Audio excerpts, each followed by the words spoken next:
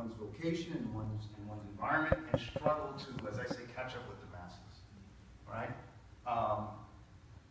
To recognize that I have been cultivated to be a manager of the system. Middle management, perhaps, but a manager nevertheless. You know, I've got decent benefits. And so it doesn't mean that I must articulate the will of the masses, right? What it means is that I have to catch up.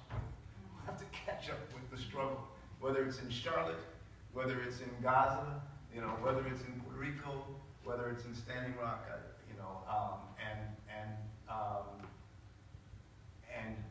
put myself to work alongside the people.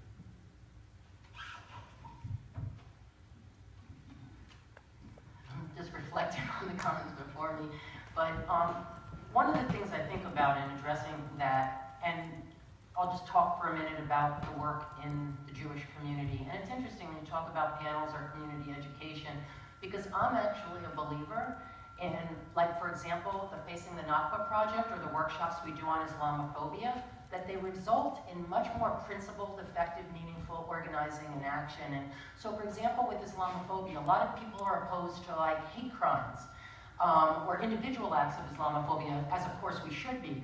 But when it comes to state-sponsored Islamophobia or liberal Islamophobia, which, you know, is deplorable, people are quiet about it. And one example, I mean, I don't know if people follow, what's he called, ex-President Clinton, former president, what do you call him? Former president.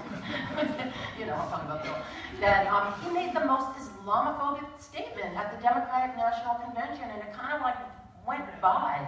And you know, so I feel like these workshops that we've been doing, they're not just to make ourselves feel good to do these workshops, but so that our work as partners in this broader movement will be that much, you know, deeper and more meaningful. And so taking from some of the people who've actually done that work and learning together, I think is not just an exercise alone, but it's at the same time. And I feel the same thing with the Nakba. For those of us who feel that supporting BDS is important as a part of the platform, the place where people, you know, stop is around right of return. In my view, understanding the Nakba and really deeply having that understanding and analysis and history, the right of return is a logical extension of that. And so for me, at least within the work I do, trying to hold my community accountable and to be a partner in the broader movement, I think that, you know, that kind of work is valuable.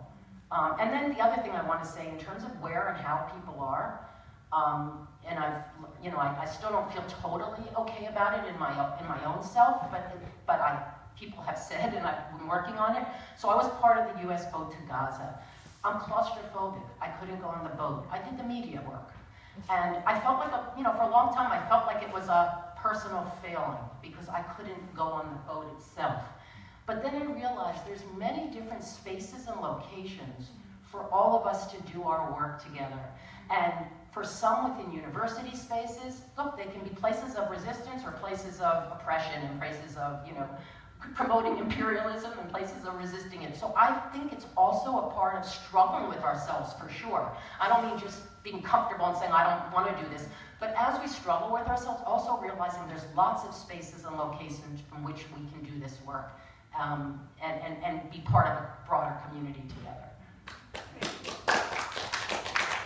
While I'm walking up there,